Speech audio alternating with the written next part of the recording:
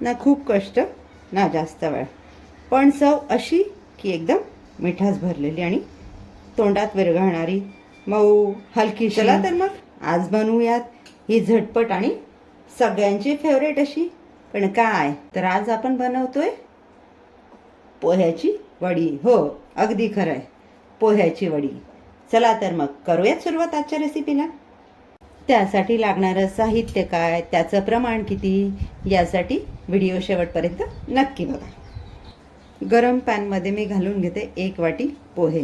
मी इथे वाटीचं प्रमाण सेट केलं आहे, तुम्ही कप पेला कशाचंही प्रमाण सेट करू शकता. पोहे आपल्याला गॅसची फ्लेम कमी ठेवून छान कुरकुरीत होईपर्यंत भाजून घ्यायचं आहे, पण त्याचा रंग बदलायला द्यायचा नाही. इथे आपण जाड पोह्याचा वापर केलेला आहे. पोहे आपले छान भाजून झालेले आहे, हातात घेतलं तर हाताने चुरलं जातं आहे. आता आपण याला एका प्लेटमध्ये गार होण्यासाठी काढून घेऊया. ज्या वाटीने आपण पोहे मोजून घेतलं त्याच वाटीने पाव वाटी मी इथे शेंगदाणे घेतलेले. शेंगदाणेही आपल्याला ते छान भाजून घ्यायचे आहेत. शेंगदाणे आपले थोडे भाजून झालेले आहेत, त्यांचा हलका रंग बदललेला आहे. त्यामध्ये ॲड करतो आपण पाव वाटी डाळ्या. डाळ्या देखील आपल्याला शेंगदाण्यांबरोबरच परतून घ्यायच्या आहेत. तुम्हाला हे वेगवेगळं भाजायचं असेल तरी देखील चालेल. डाळे आपल्या इथे छान भाजून होत आलेल्या आहे, त्यांचा एक सुगंध दरवळायला लागलेला आहे. आता हे सर्व करताना मी गॅसची फ्लेम मीडियम ठेवलेली आहे. यामध्ये आपण घालून घेतो आहे पाव वाटी डेसिकेटेड कोकोनट. आपलं घरातलं किसलेलं खोबरं घेतलं इथे तरी देखील चालेल. हेही आपल्याला छान भाजून घ्यायचं आहे. सर्व साहित्य आपलं इथे भाजून झालेलं आहे. आता याला गार होण्यासाठी एका भांड्यामध्ये काढून घेऊया. सर्व जिन्नस आपल्या इथे छान गार झालेले आहेत. त्यांना मिक्स करून घेऊयात आणि मिक्सरला याची बारीक पावडर तयार करून घेऊयात.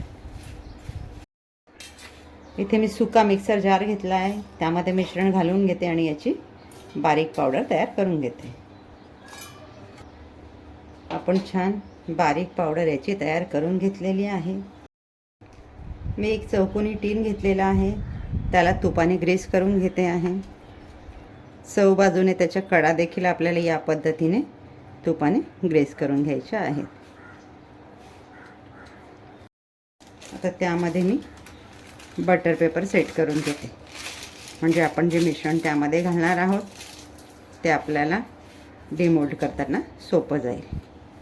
गरम पॅनमध्ये मी इथे 2 चमचे तूप घालून घेते. साजूक तुपाचा वापर करतो आपण. तुपामध्ये आपण घालून घेतोय पाऊण वाटी गूळ. ज्या वाटीने आपण 1 वाटी पोहे घेतलेले त्याच वाटीने आपण पाऊण वाटी गूळ यामध्ये घालून घेतलेला आहे. या मिश्रणात मी 1 चमचा पाणी घालून घेते. हे आपण छान मिक्स करून घेऊयात. मिश्रण सर्व मिक्स करून घेऊयात. आपण इथे गुळाचा पाक नाही बनवणार आहोत. गुळ मेल्ट झाला, त्याला हलकी एक उकळ आली की आपण रेडी केलेले साहित्य याच्यामध्ये ॲड करून घेणार आहोत. आपण जर गुळाचा पाक बनवला तर वड्या आपल्या कडक होतील, त्यामुळे आपल्याला पाक बनवायचा नाही आहे. इथे गुळ आपला छान मेल्ट झालेला आहे. हलके वरती बबल्स यायला लागलेले आहे, म्हणजे आपल्याला जेवढं गुळाचं मिश्रण घट्ट हवं तेवढं झालेलं आहे. आता या स्टेजला आपण यामध्ये घालून घेतो आपलं वाटप केलेलं शेंगदाणे, खोबरं, पोहे या सगळ्याचं मिश्रण. गॅसची फ्लेम आपण अगदी कमी केलेली आहे आणि त्यामध्ये हे मिश्रण परतून घेतो. मिश्रण आपलं इथे छान मिक्स करून झालेलं आहे. याचा छान गोळा तयार व्हायला लागलेला आहे. आता मी इथे गॅस घालवून देते. यामध्ये ॲड करून घेऊयात 2 ते 3 वेलचीची केलेली पावडर आणि पाव चमचा सुंठ पावडर. वेलची पावडर आणि सुंठ पावडर मिक्स करतानाचा व्हिडिओ माझा स्किप झालेला आहे. तर मिक्स केलेलं मिश्रण मी भांड्यामध्ये काढून घेतलेलं आहे. आता त्याला छान या पद्धतीने आपण प्रेस करून घेऊया. मिश्रण आपण ट्रेमध्ये या पद्धतीने सेट करून घेतलेलं आहे. एक 5 ते 7 मिनटं होत आलेले, ते हलकं गरम आहे. आता या स्टेजला आपल्याला हव्या त्या आकाराच्या छोट्या छोट्या वड्या पाडून घ्यायच्या आहे, म्हणजे मिश्रण आपलं छान थंड झालं की आपल्याला वड्या अगदी सहज काढता येतील.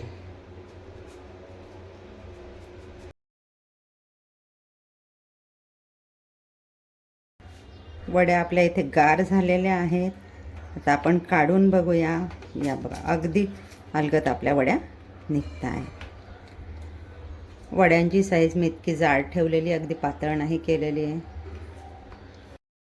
तयार आहेत आपल्या अगदी माउथ मेल्टिंग, तोंडात घालताच विरघळणाऱ्या अशा पोह्याच्या वड्या. अगदी आपल्या किचनमध्ये उपलब्ध मोजक्या साहित्यातच तयार होतात. कमी वेळात, कमी कष्टात तयार होतात. फक्त एक गोष्ट लक्षात घ्या, गूळ वितळवताना आपल्याला त्याचा पाक करायचा नाही आहे. त्याचा जर पाक झाला तर वड्या आपल्या कडक होतील. आपण आपली एक वडी तोडून बघूया. अगदी सहज तुटते आणि खायलाही अगदी छान लागतात. अप्रतिम टेस्ट लागते. तुम्ही एकदा नक्की बनवून बघा. आजची रेसिपी आहेच इतकी छान की तुम्हाला नक्कीच आवडेल. जर तुम्हाला अशाच वैविध्यपूर्ण रेसिपीज बघायला आवडत असतील तर व्हिडिओजला लाईक करा, चॅनलला सबस्क्राईब करा. भेटूयात पुढच्या व्हिडिओमध्ये एक अशाच नवीन रेसिपीसह.